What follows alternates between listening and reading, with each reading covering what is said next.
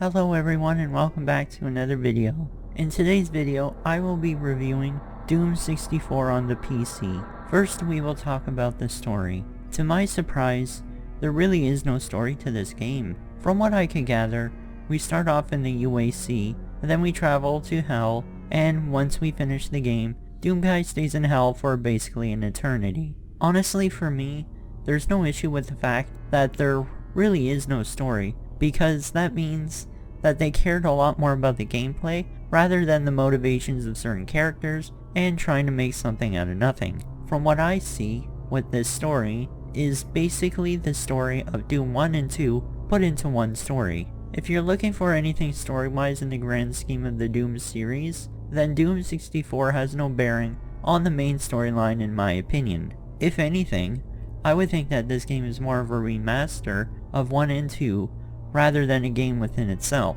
if you know what I mean. Sound-wise, this game is quite different. Overall, I think they were going with a horror vibe more than anything else, and I have to say, on certain tracks, they accomplished this very well. For instance, with the background music in the level called Altar of Pain, there is very creepy music in the background. They mix it with dark sounds, as well as a baby crying, and I just love that. What I also love about this soundtrack is the fact that they incorporate sound effects into the music, and this means that the sound effects have more of a presence rather than the actual instrumentation of the music. I do like music like this because it's more creative and it really does add to the overall experience of each level. I will admit though, at first I was quite disappointed with the music, just because I didn't think there was any, to be honest. Eventually, the music does get better. For Doom 64, there was a pretty big jump graphics-wise. A lot of the same art style was incorporated, while having an updated look.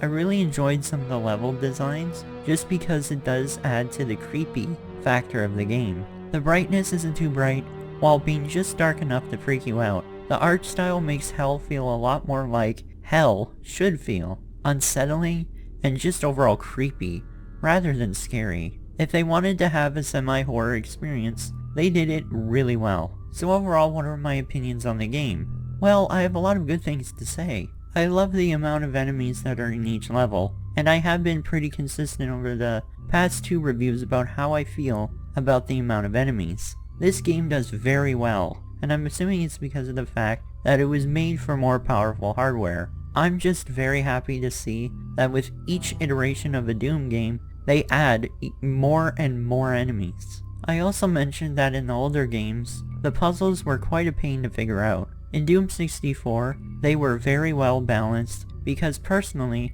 I found a lot of the puzzles challenging, but there was some difference, just because it had more flow with where the secrets were. They also made it where you didn't have to find a secret in order to complete the level, but a lot of the levels had to be completed with puzzles instead. And I think this was a fantastic way to add mandatory puzzles without making it so hard that you have to look up online how to solve it. Another thing I enjoyed about this game that I haven't really mentioned in the prior reviews is the fact that the overall design of each map in this game was very unique. What I mean by this is the fact that in the first 2 Doom games, the levels were really well done, but they all seemed inconsistent in their overall style, and sometimes that could confuse the player as to where they are within the story. In Doom 64, you can clearly tell where you are, and at what point in the story that you are in. I understand that there were hardware limitations, but that's where the art style would come in,